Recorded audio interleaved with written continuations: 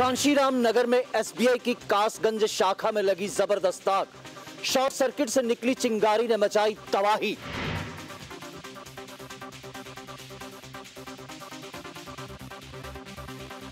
SBI की कासगंज शाखा धूं धूं कर जल रही थी और फायर फाइटर इस कोशिश में लगे थे कि आग पर किसी तरह से काबू पा लिया जाए।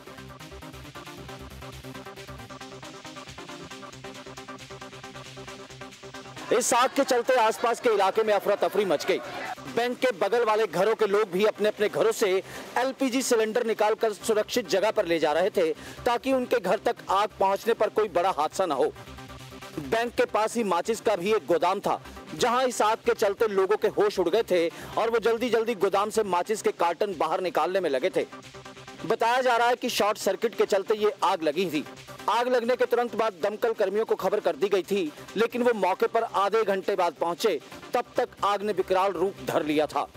गनीमत थी कि ये आग बैंक की ऊपरी मंजिल में लगी थी और ये माचिस के गोदाम तक नहीं पहुंची, नहीं तो बड़ा हादसा हो सकता था।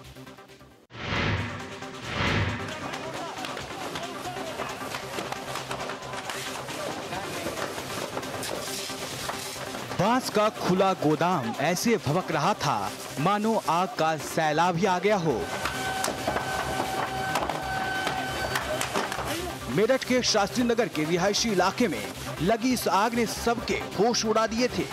इस आग के चलते शास्त्री नगर इलाके में अफरा तफरी मच गई। सूखे बांस धू धू कर जल रहे थे। ऐसा लग रहा था जैसे पूरा इलाका जलकर खाक हो जाएगा। मौके पर भारी भीड़ जमा हो गई थी जो गोदाम से बांस निकालने में लगी थी ताकि आग को फैलने से रोका जा सके। इस बीच खबर मिलते ही फायर फाइटर भी मौके पर पहुंच गए और आग पर काबू पाने की कोशिशें शुरू हुई। गनीमत यही रही कि आग आसपास के इलाके में नहीं पहुंची, नहीं तो किसी की भी जान जा सकती थी। श्रीनगर की ऐतिहासिक दरगाह में आग ने मचाया हाहाकार तो अमृतसर में लपटों में खाक हो गईं कई झुग्गियां। सुबह सुबह श्रीनगर की पीर दस्तगीर साहब दरगाह से आग की ऊंची ऊंची लपटें उठते ही अफरा तफरी मच गई। 11वीं शताब्दी की इस दरगाह में लकड़ी का ढांचा होने से आग को और खुराक मिलती चली गई और देखते ही देखते पूरी दरगाह आग के गोले में तब्दील हो गई। आग की खबर मिलते ही दरगाह के आसपास के लोग पहुंचे। फायर ब्रिगेड की टीम आग पर काबू पाने में मशक्कत करती रही। आग का कहर अमृतसर में भी देखने को मिला जहां की झुग्गियों में भीषण आग लग गई। आग इतनी भयानक थी कि झुग्गियां देखते ही देखते खाक हो गईं। आग बुझाने के लिए आर्मी की भी मदद लेनी पड़ी। श्रीनगर और अमृतसर दोनों जगहों में लगी आग में भारी नुकसान हुआ। गनीमत इतनी रही कि कोई हताहत नहीं हुआ। सड़क हादसे में 7 साल की बच्चे की मौत के बाद फूटा भीड़ का गुस्सा, ऑटो को किया आग के हवाले।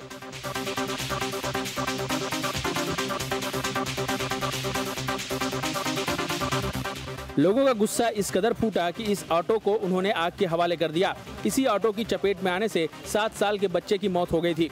उसी के बाद लोगों ने उसकी लाश लेकर हंगामा शुरू किया और ऑटो में आग लगा दी। बताया जा रहा है कि चौबेपुर गांव के पास नेशनल हाईवे 31 पर यह बच्चा जा रहा था, तभी तेज रफ्तार से आ रही इस ऑटो ने उसे कुचल दिया। इस हादसे में बच्चे की मौके पर ही मौत हो गई। इस घटना से गुस्साए लोगों ने हंगामा शुरू कर दिया और ऑटो को आग के हवाले कर दिया। घटना की खबर पाकर जब तक पुलिस मौके पर पहुंचती तब तक पूरा ऑटो जलकर राख हो चुका था।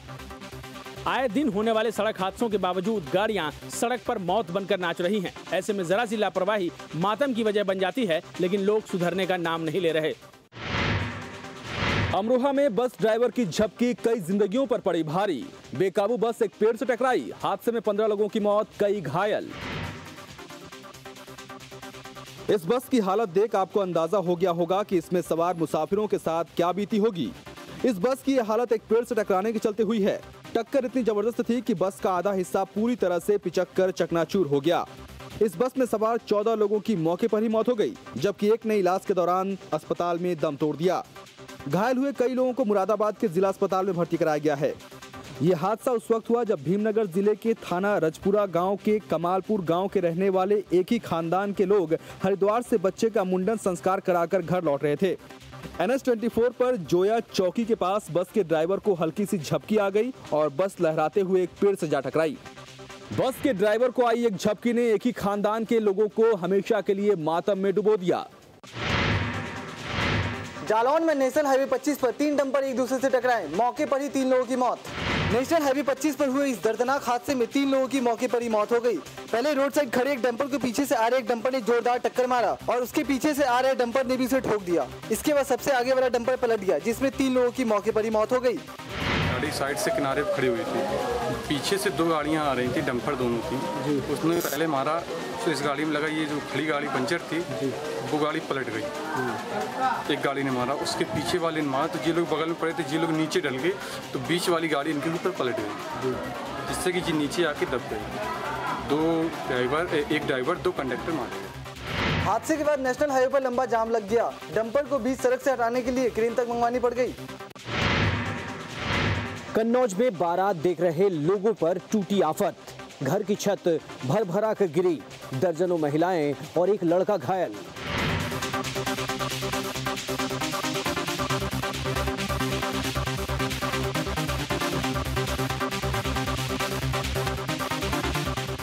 सौरिक थाना क्षेत्र के कांकरकुई गांव के जिस घर की छत का एक हिस्सा गिरा हुआ है, उसी पर खड़े होकर बीती रात महिलाएं गांव में आई बारात देख रही थीं।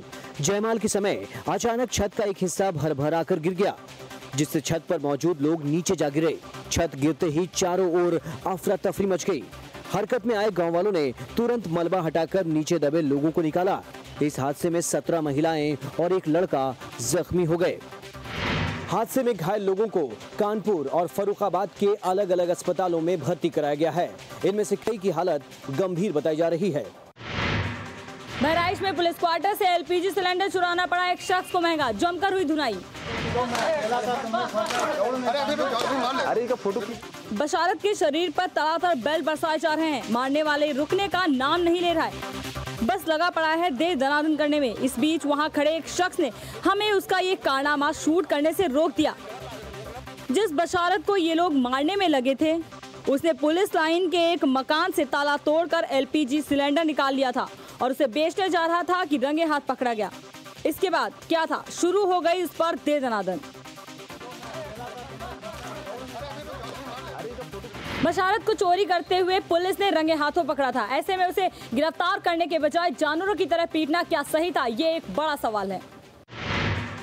मेरठ के सुभाष नगर इलाके में एक महिला की आई शामत। मोहल्ले के लोगों को चाल चलन पर हुआ शक तो कर दी सरेआम चप्पलों से पिटाई। चप्पलों की बारिश हो रही थी इस महिला पर। सुभाष नगर की रहने वाली इस महिला को पीटने वाली महिलाओं का आरोप है कि इस महिला के गलत लोगों से संबंध है और ये उन लोगों को अपने घर भी बुलाती है। कई बार इसे समझाया कि अपना चाल चलन ठीक रखे, लेकिन ये नहीं सुधरी। जब बात हद से ज्यादा बढ़ गई तो इन महिलाओं का गुस्सा फूट पड़ा और चप्पल लेकर टूट पड़ी इस पर। इस बीच किसी ने पुलिस वालों को खबर दे दी थी और वो भी मौके पर पहुंच गए थे। किसी तरह समझाने के बाद मोहल्ले के लोगों ने इस महिला को छोड़ा और पुलिस इसे अपने साथ ले गई। अगर महिला गलत काम करती थी तो पुलिस को खबर करनी चाहिए थी। इस तरह सरेआम तमाशा बनाने का हक मोहल्ले वालों को किसने दिया? शादी के लिए आए दूल्हे पर बिजनौर में सन की आशिक ने फेंका तेजाब। दूल्हे सहित 2 बच्चे भी झुलसे, दूल्हे की हालत गंभीर। लगन मंडप की जगह अरविंद अस्पताल के बिस्तर पर जिंदगी की जंग लड़ रहा है। 2 दिन पहले ही फोन पर किसी ने धमकी दी थी कि शादी के लिए बारात लेकर मत आना, नहीं तो जान से जाओगे। इस धमकी का अरविंद के परिवार वालों पर कोई असर नहीं हुआ और बारात लेकर रतनपुर आ गए।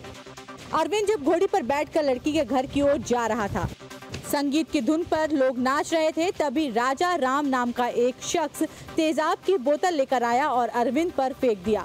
अरविंद के साथ घोड़ी पर 2 बच्चे भी थे और ये दोनों बच्चे भी अरविंद के साथ साथ तेजाब से झुलस गए। गांव के हैं वो लड़के, वो आए और उन्होंने उसके दूल्हे के ऊपर तेजाब डाल दिया, जिसमें बच्चे भी सीरियस हैं और दूल्हा भी सीरियस है।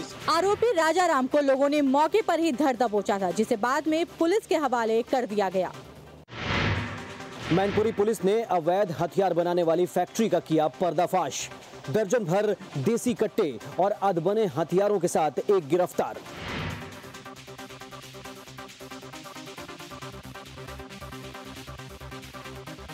टेबल पर रखे इस सामान को अगर पुलिस ने छापे मारकर बरामद न कर लिया होता तो इससे खून की होलियां खेली जाती। एक दो नहीं, दर्जन भर देसी कट्टे बरामद हुए हैं।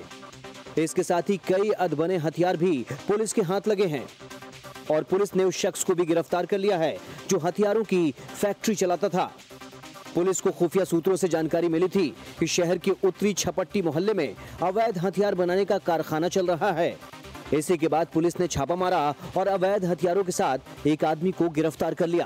पुलिस अब ये पता लगाने की कोशिश कर रही है कि इन हथियारों का ऑर्डर कहीं निकाय चुनाव में खून की होली खेलने के मकसद से तो नहीं किया गया था।